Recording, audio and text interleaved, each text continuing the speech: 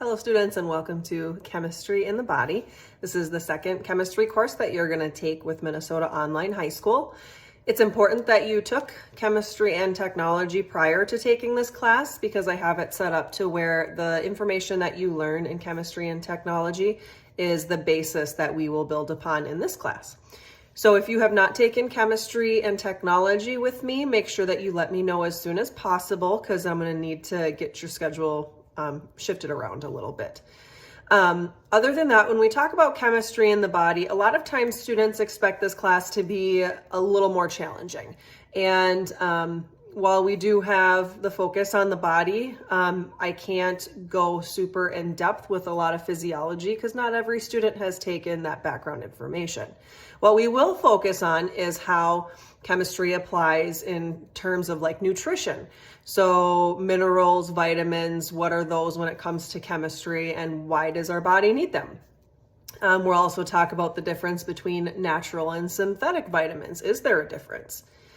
We'll get into body reactions where we have some type of synthesis or decomposition reactions, and those would be more catabolic and anabolic reactions in the body. And then we're also going to talk about how we have technically combustion in our body, and that's through cellular respiration. The body reactions are going to focus on what a reaction is, the types. It's going to focus on the energy changes when you either form or break bonds and what our body does with that. So that's going to be the focus of chemistry in the body for this quarter. Now, one thing I do want to make sure everybody is aware of is you need to go in order of the class. So if you have week 1 and week 2, you want to make sure you get week 1 done before you go to week 2. You want to make sure you do week 3 before you do week 4.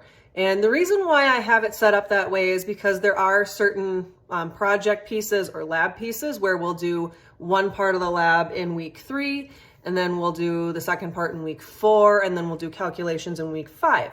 So if you skip that lab piece in week 3, you won't have anything to go off of for the next 2 weeks of what we're going to do with that assignment. So it's important that you go in order for those assignments just so you don't have to worry about not having that piece when we get there. When you go into the weekly folders, similar to chemistry and technology, it's going to have the same flow. However, again, you want to make sure you go in order with those assignments. And that's because everything's going to build. We're going to start with basic information. We're going to keep adding more information. And then again, that information is going to be used for later assignments within the week as well. Now, if you find you're overwhelmed as you're working, there is the Focus First list. That's going to be bolded in every weekly overview. And I did make sure with the Focus First list that you have all the assignments you need in order to move forward. So just like I said, you want to do week 3 before week 4, and you want to do all those assignments in order in each weekly folder. I did make it so the Focus First list, even though there are fewer assignments in that list, you are still getting the information you need, and you still have the basic assignments you need and the main ones for later weeks as we move forward. So just know that that is set up to where it will continue to allow you to be successful as you move through the class. With that being said, we're just going to dive right in. Please know that Chemistry in the Body has weekly meetings, but it's only for quarter 2. So quarter 2 is the only time we will have weekly meetings. The weekly meetings are always online, and they're on Tuesdays at 4 p.m. If you can't make the meeting, there's always a makeup option. It's going to be a voice thread with fill in the blank notes that you'll fill in as you follow.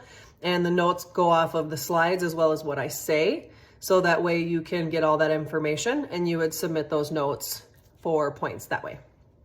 Other than that, good luck. I hope you enjoy the class. And then don't hesitate to reach out to me if you have questions. All my contact information is in the left-hand menu under Contact Your Teacher. Otherwise, it's also in the banner at the very top of the class. So good luck.